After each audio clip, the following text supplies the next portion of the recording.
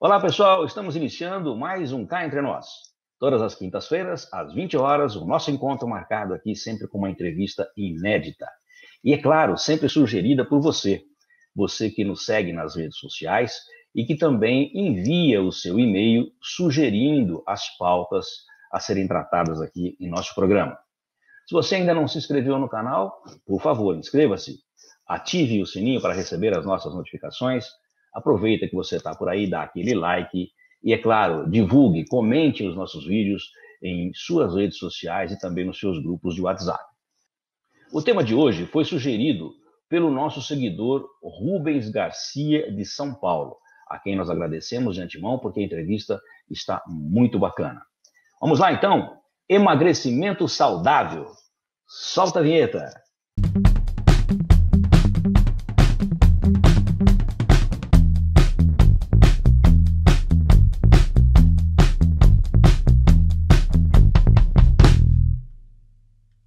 A nossa entrevistada de hoje é nutricionista graduada pela Universidade Anhembi Morumbi, com extensão em nutrição esportiva e suplementação Mindfulness e formação em modulação intestinal. Atua há 8 anos em nutrição clínica e esportiva, com ampla experiência em obesidade e emagrecimento em esportistas e atletas de alto rendimento. Atua também em atendimento corporativo com implementação de programas de saúde e bem-estar de colaboradores de empresas. Muito obrigado por aceitar o nosso convite. Bianca Gianatempo, seja muito bem-vinda ao Cá Entre Nós. Muito obrigada a você, Nelson, pelo convite. Vamos lá falar um pouquinho de emagrecimento.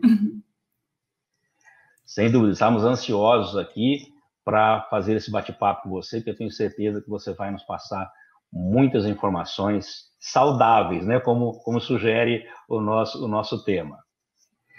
Ô, Bianca, vamos começar a nossa conversa, o nosso bate-papo. Eu gostaria de saber de você, então, o que vem a ser o emagrecimento saudável? Sim, emagrecimento saudável, né? Quando nós falamos de emagrecimento, isso é um tabu, né? Já chama atenção para muita gente, mas emagrecimento saudável vai muito além de perder peso, né? A nutrição, ela aborda um monte de outros assuntos além do perder peso na balança. E o emagrecimento saudável, na verdade, ele consiste em ter uma composição corporal adequada, né? Então, o emagrecimento saudável, em principal, é a perda de gordura, porque as pessoas hoje em dia sempre tiveram esse pensamento de perda de peso, mas não o que ela está perdendo, porque a gente tem a composição corporal, a gente pode perder água, pode perder músculo e pode perder gordura. E quando nós fazemos o emagrecimento de forma correta, o objetivo é otimizar ao máximo a perda de gordura.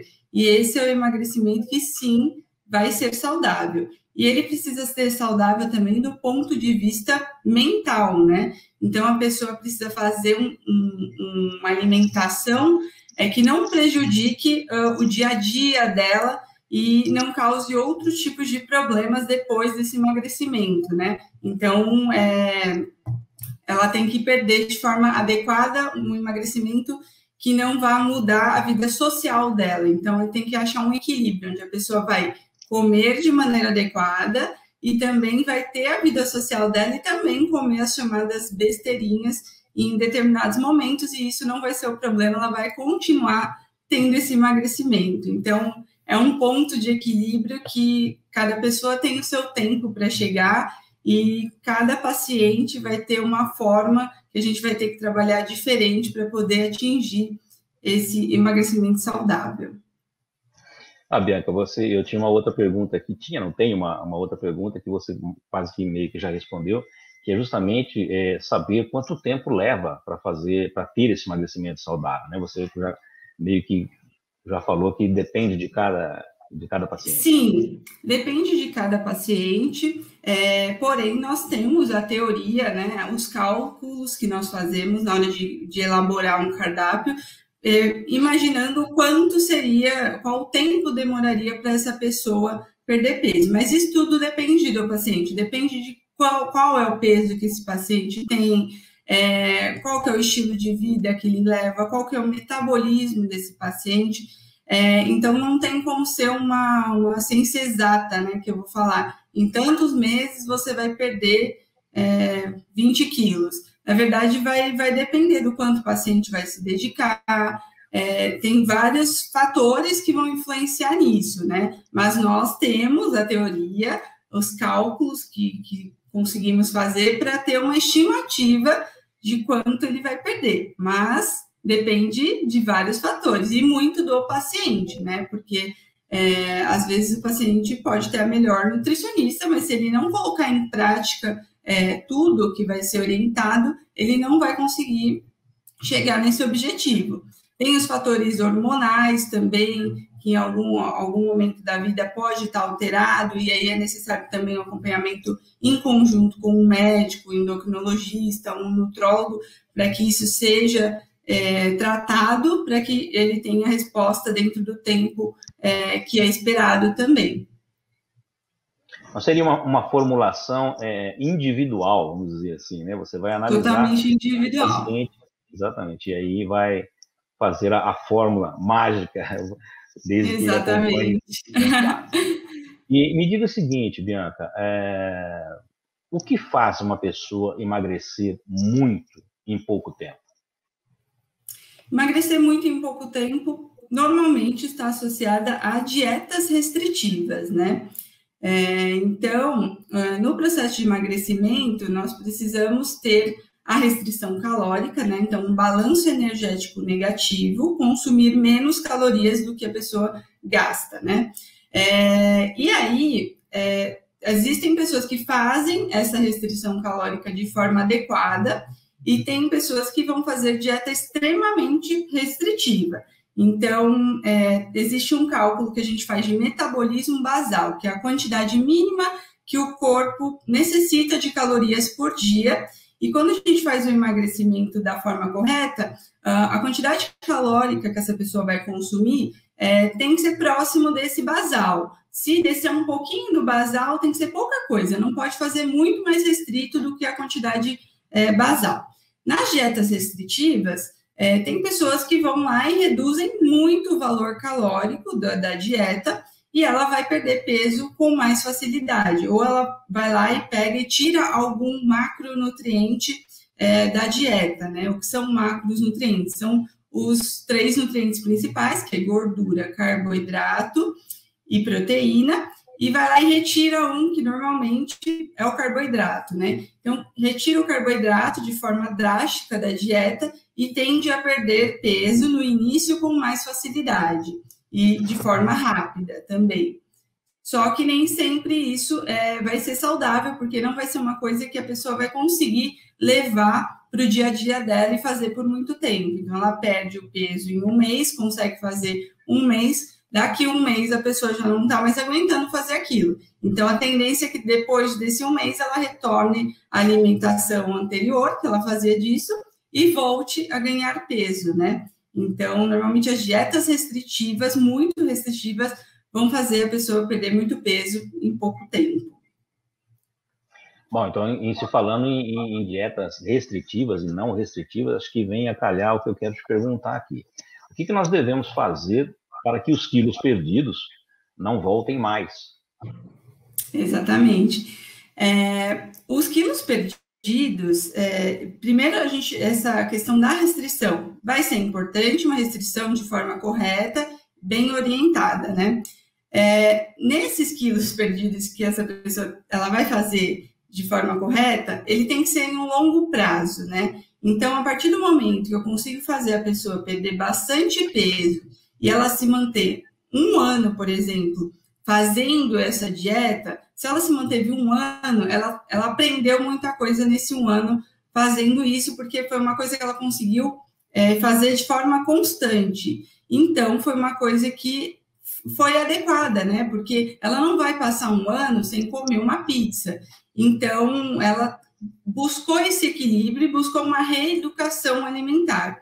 Então, não existe uma perda de peso grande, consistente, sem que tenha a reeducação alimentar. Então, a gente tem que mudar o comportamento da pessoa também, além de só reduzir calorias, né? Eu tenho que mudar a maneira com que ela vai lidar com a comida, como que ela vai conseguir chegar em um momento e saber, agora é a hora que eu vou comer alguma coisa fora e não vai ter problema nenhum. Então, é achar um ponto de equilíbrio onde ela vai conseguir manter um gasto, uma dieta, uma quantidade calórica adequada e que vai estabilizar o peso dela. E aí que é a grande chave do negócio, né? Que é o que qualquer nutricionista que vai fazer um trabalho correto, sem fazer terrorismo nutricional, digamos, né? Qualquer nutricionista busca, né? Que é o ápice, que é a autonomia do paciente em ele chegar num ponto que agora ele consegue caminhar com as próprias pernas, né? Talvez ele precise de mim lá de 6 em 6 meses, só para dar uma organizada na casa, né? Mas que ele já consegue entender, conhecer o próprio corpo, saber o momento certo de colocar determinado alimento e o momento que ele tem que manter uma base boa e que é a rotina dele, né? Enraizar esses hábitos que ele vai aprendendo ao longo do tratamento. Ô, Bianca, e dentro desse processo, qual a influência do nosso cérebro nesse emagrecimento? O cérebro é muito importante, ele vai nortear muito como a pessoa vai lidar com esse processo, né? Então, quando a gente fala em parte, por exemplo, psicológica, ela também é um dos fatores que pode influenciar para a pessoa não conseguir perder peso. Por exemplo, uma pessoa em depressão, num quadro de depressão, ela pode elevar muitos níveis de cortisol dela, e o cortisol é o hormônio do estresse.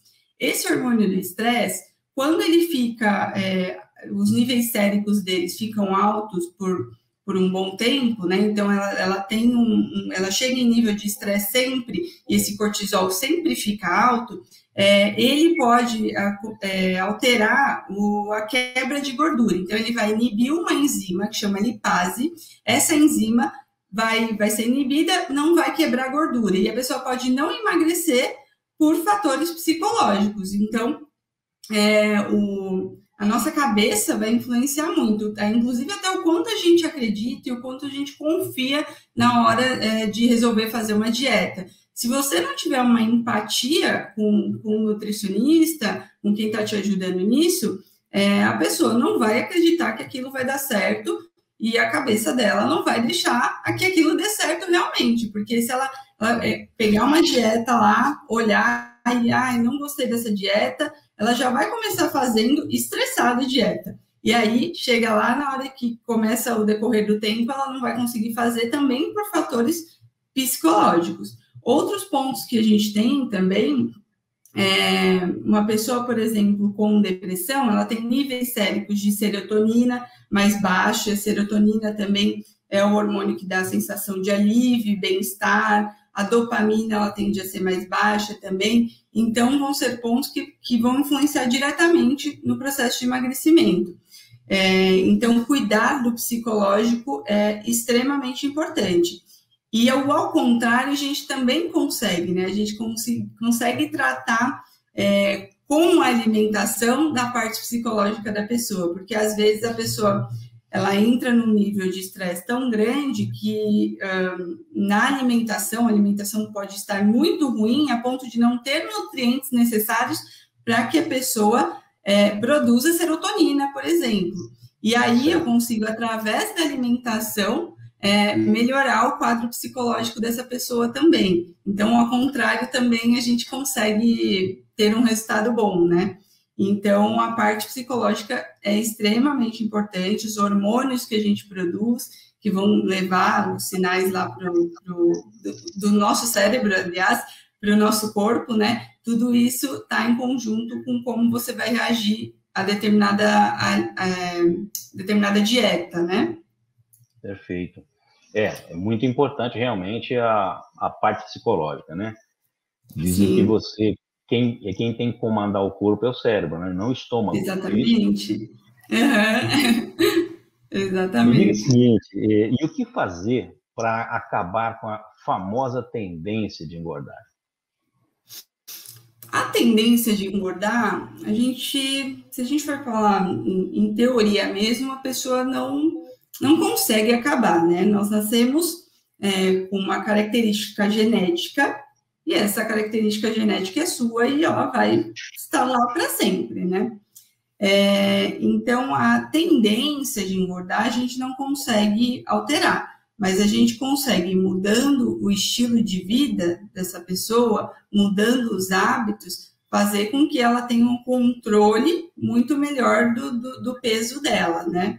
Então, todo o processo de reeducação alimentar, a gente manter uma composição corporal adequada, com níveis de músculos adequado, conseguir fazer o controle de gordura. A partir do momento que a pessoa consegue fazer isso por um longo tempo, o nosso corpo também vai ter essa memória, né, de que ele tem musculatura, ele consegue desenvolver isso, se alimentando da maneira correta, e vai conseguir manter essa composição corporal por um bom tempo, a não ser que a pessoa resolva largar tudo que ela aprendeu durante um tempo, não fazer mais, e aí ela vai ter o famoso efeito sanfona, né? Vai engordar novamente.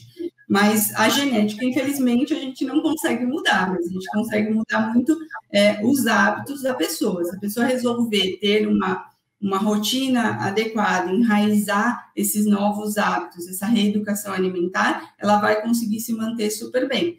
E a gente tem que pensar também que as pessoas não podem querer mudar a genética, querer ser uma coisa que ela não é.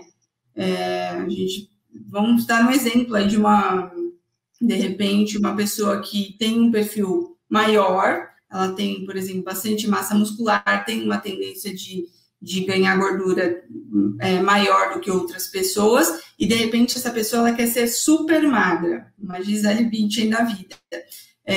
Isso não é o biotipo dessa pessoa. E aí, às vezes, essas pessoas ficam correndo atrás tanto disso que vira uma frustração, porque ela pode, talvez, em algum momento, até chegar próximo daquilo, mas não é uma coisa que essa pessoa consegue manter.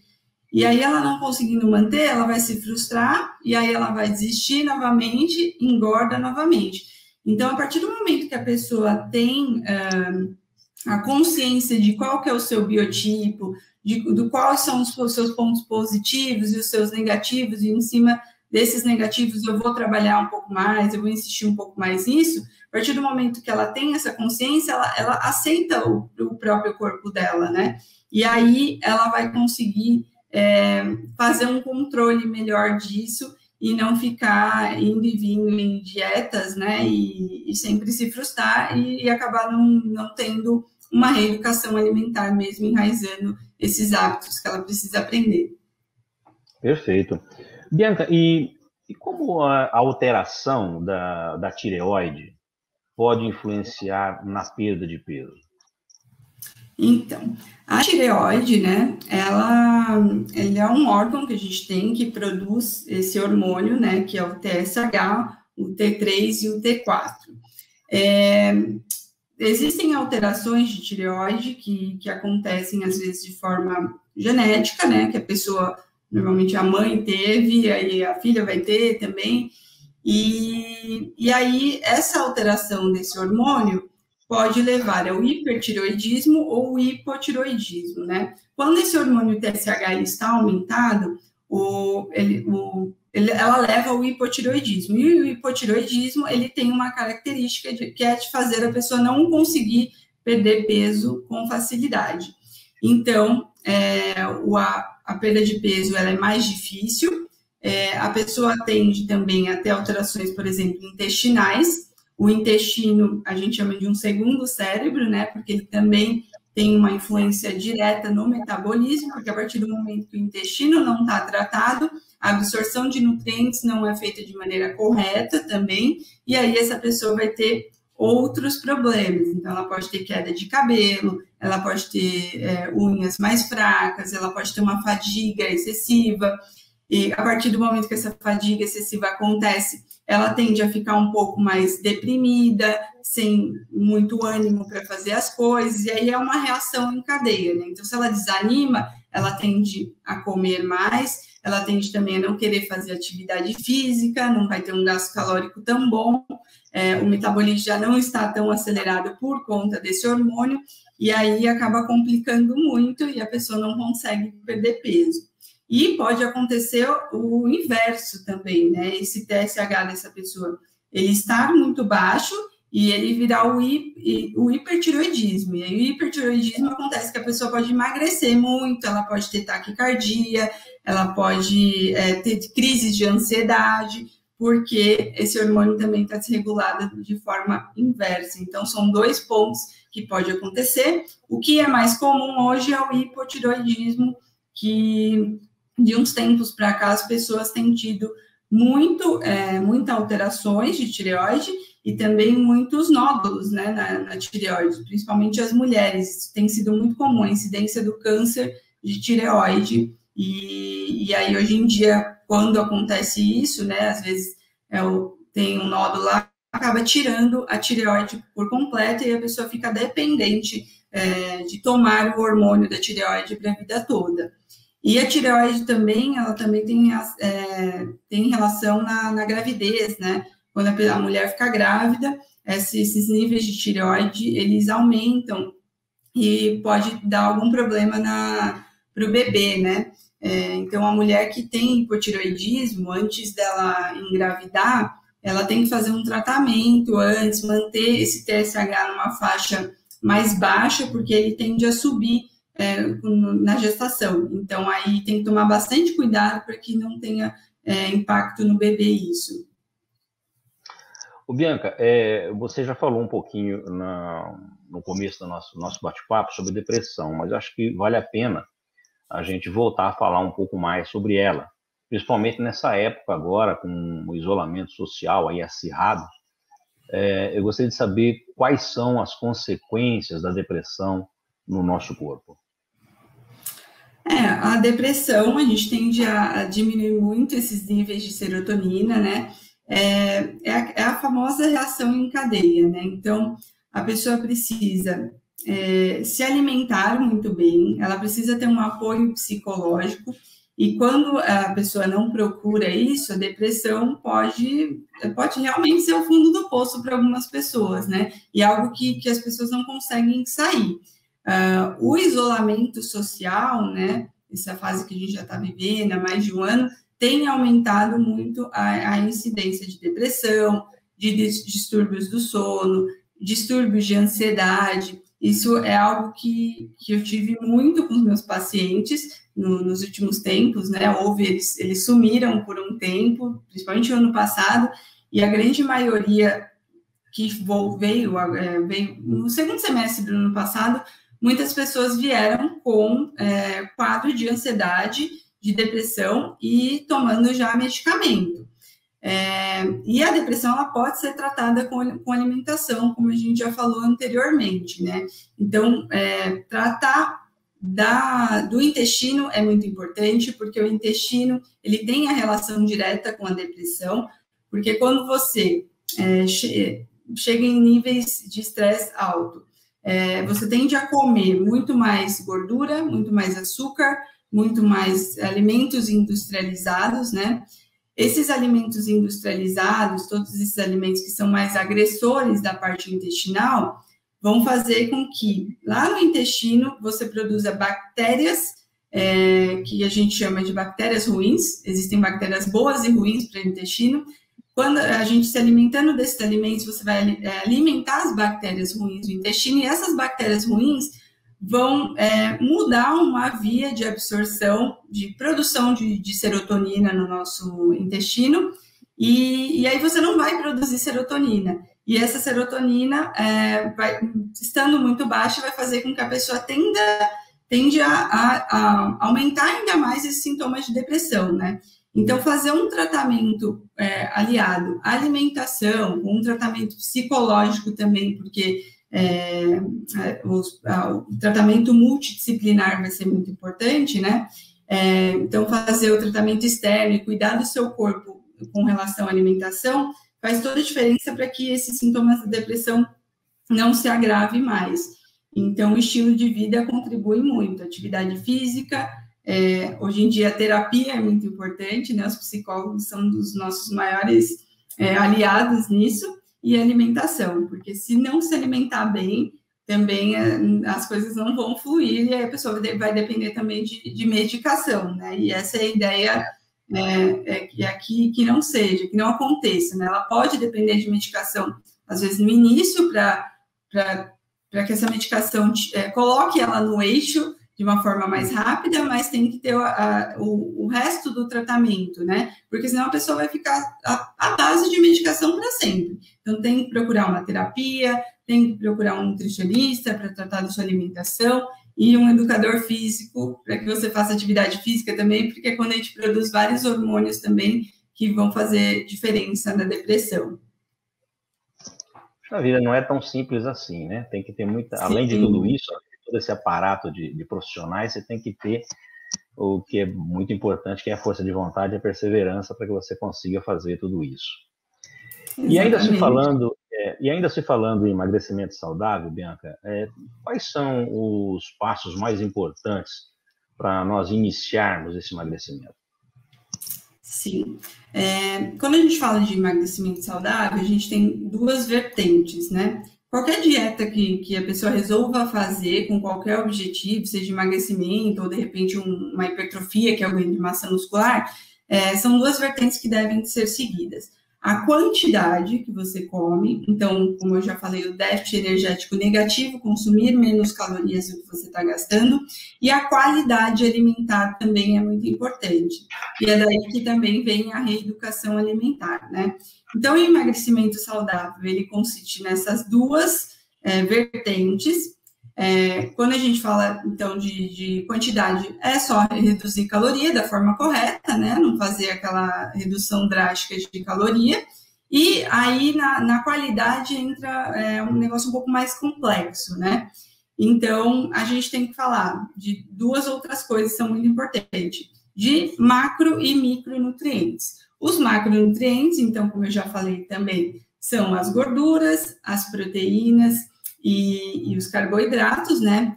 Esses três macronutrientes, eles são muito importantes, então eles devem estar na sua alimentação sempre. Não adianta ir lá e retirar alguma coisa porque é necessário, né? Então, os macronutrientes, o carboidrato, por exemplo, é a nossa principal fonte de energia. Então, se você tirar drasticamente o carboidrato da dieta, você vai ficar fraco, você vai ter muito sono, sua capacidade cognitiva ela não vai funcionar da maneira adequada. Então, é necessária a quantidade de carboidrato e colocada estrategicamente, né? Então, o nutricionista ele vai saber a hora que você precisa de mais carboidrato e a hora que dá para deixar menos e você vai conseguir se manter bem, né? As proteínas são muito importantes, porque as proteínas elas têm ação construtoras, né, e reparadoras no nosso organismo. Então, ela vai construir os seus músculos, a questão da pele, tem muita gente que faz uma dieta muito pobre em proteína, gera muito mais flacidez, as mulheres se importam muito, né, com a aparência física, essa produção de colágeno, eles sempre chegam lá no consultório, quero tomar colágeno para minha pele ficar mais firme. Mas não é o colágeno que vai fazer a diferença, você tem que estimular a produção de colágeno. E a produção de colágeno você estimula consumindo proteínas na sua dieta ao longo do dia de forma correta. Então, é isso que vai fazer você manter firmeza na pele, você ter tônus muscular, rigidez, né? Então, a proteína é extremamente importante, é uma coisa que as pessoas pecam muito quando elas estão fazendo a alimentação errada. Normalmente é muito mais carboidrato, gorduras também, e aí pouquíssima proteína. E quando a gente fala de gordura, a gordura também é importante para o nosso metabolismo, só que as gorduras boas, o problema é que a gente sai consumindo aí gorduras de qualidade ruim. E as gorduras, ela vai ajudar na produção de hormônios, então também não adianta fazer uma dieta muito restrita em gordura, porque você pode afetar essa produção de hormônios, e aí também diminuir, por exemplo, testosterona em mulheres, as mulheres que consomem muito pouca gordura, não vai ter a síntese de hormônios e também não vai dar certo. Então, tem que ter esses 3 macronutrientes na dieta de forma adequada. Depois, a gente vem para os micronutrientes, que são as vitaminas e os minerais, né? E vitaminas e minerais a gente vai precisar para para várias coisas no nosso metabolismo, né? Então, se eu tiver que falar aqui, a gente vai ficar falando aqui a vida inteira, porque são muitos nutrientes, são muitas coisas que eles fazem.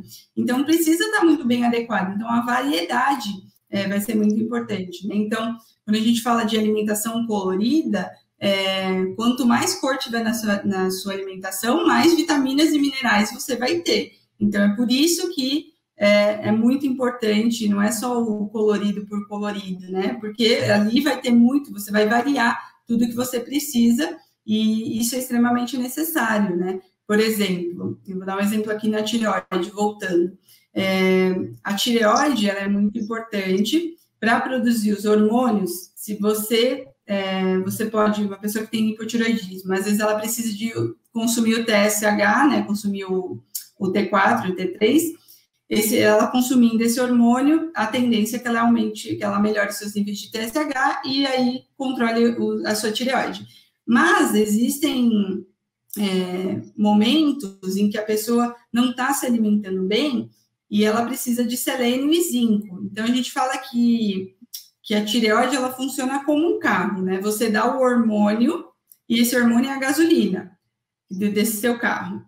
E no seu carro você precisa fazer manutenção também, né? E a manutenção, vamos dar um exemplo, trocar o óleo. Se você não trocar o óleo, seu carro também vai dar problema e não vai andar, né?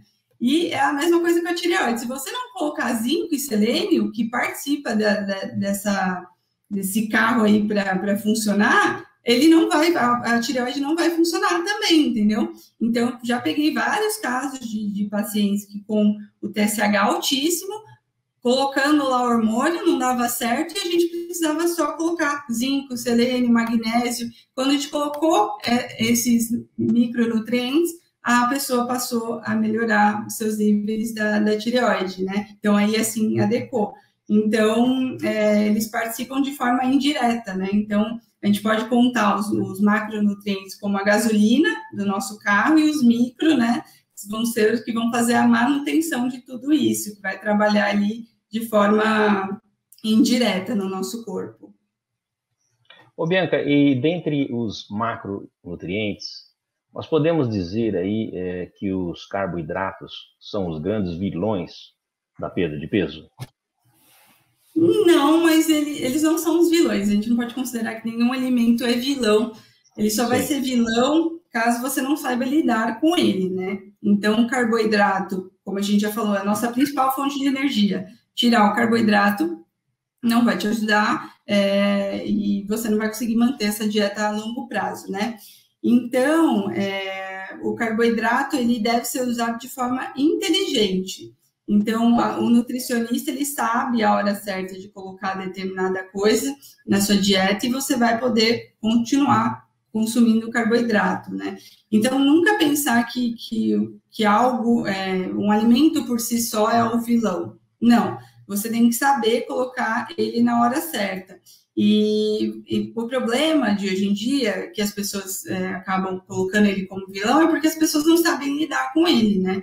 Então, é tudo ou nada. Ou sai comendo muito açúcar refinado, né? Carboidrato em geral, em pães, em massas, né? Doces, e acaba consumindo demais. E aí isso altera a nossa glicemia, né? Então, o carboidrato, nós temos dois tipos de carboidrato, né? Os complexos e os simples. Os complexos, eles são os que tendem a não elevar a glicemia com tanta facilidade. O simples é o carboidrato refinado, que está na massa, nos açúcares, né? E eles elevam muito a nossa glicemia. Essa glicemia aumentada vai fazer com que a pessoa tenha uma tendência de desenvolver, por exemplo, o diabetes, né? E aí que está o problema. Então, a gente tem que saber também combinar os alimentos. Quando a gente fala de alimento de carboidrato complexo e simples, existe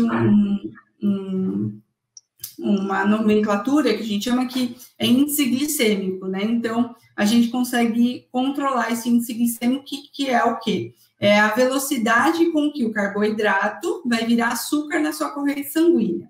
Então, os carboidratos complexos, eles não viram açúcar tão rápido. O simples já tende a ser mais rápido, mas existem estratégias que a gente pode fazer, mesmo às vezes consumindo carboidrato simples, que a gente faz com que essa glicemia não suba tão rápido, que é, por exemplo, combinando os alimentos.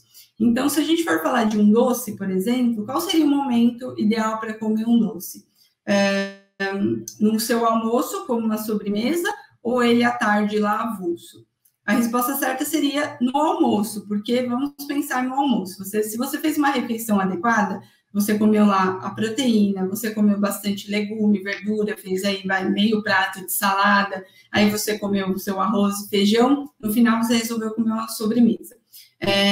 Essa sobremesa, ela vai elevar a glicemia devagarzinho nesse almoço, justamente porque você tem mas todos aqueles outros alimentos. Então, quando você tem salada, você tem fibra. Quando você tem proteína, a proteína ela tem uma digestibilidade mais lenta, né? Então, tudo isso lá no seu estômago, junto com a sobremesa que você resolveu consumir, vai elevar a sua glicemia de pouquinho em pouquinho, porque vai retardar a digestão.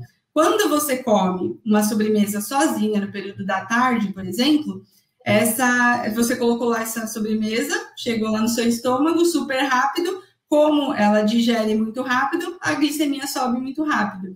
Então, combinar os alimentos é importante por conta disso. Então, se você for escolher para comer um doce, de sobremesa vai ser a melhor opção, sempre tendo em conjunto uma alimentação adequada, né? Então, os carboidratos combinar ao longo do dia vai ser bem importante.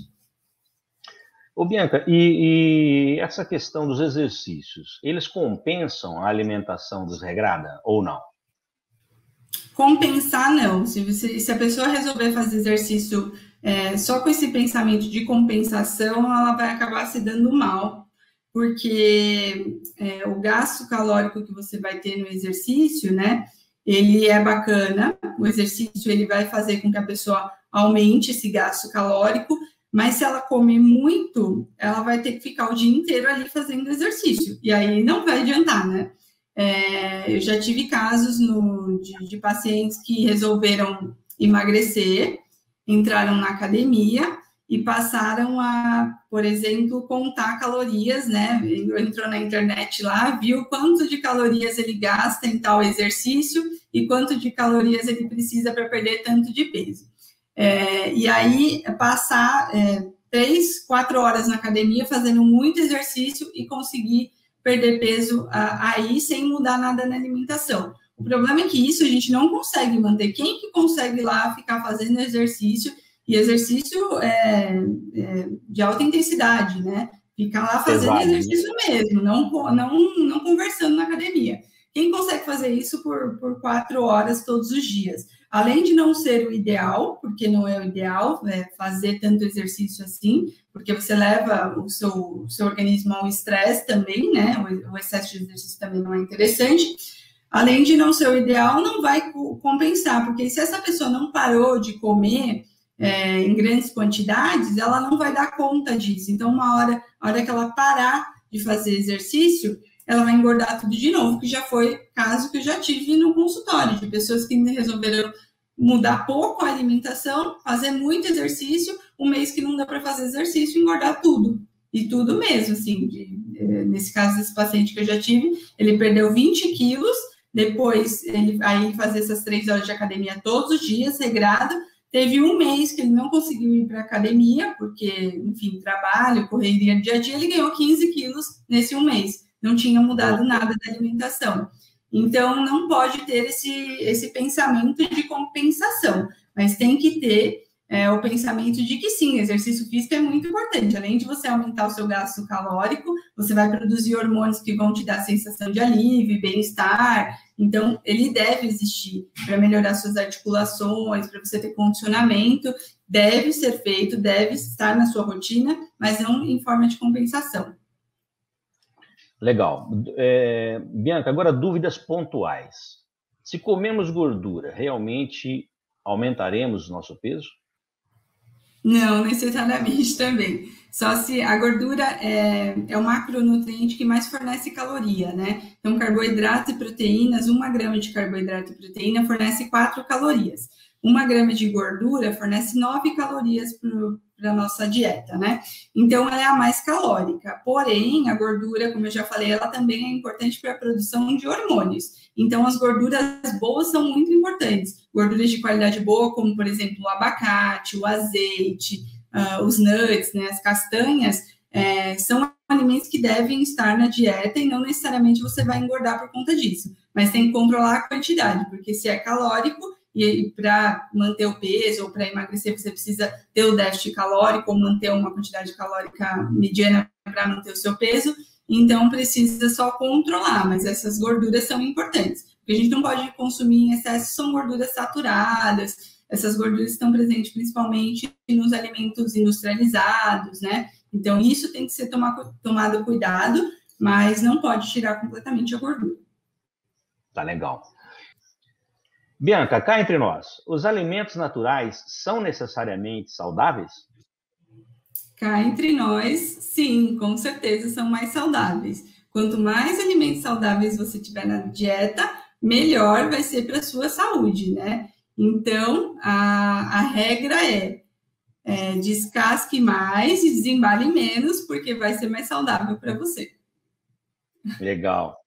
E ainda falando um pouquinho sobre aquelas as dúvidas pontuais, o glúten, ele atrapalha o emagrecimento?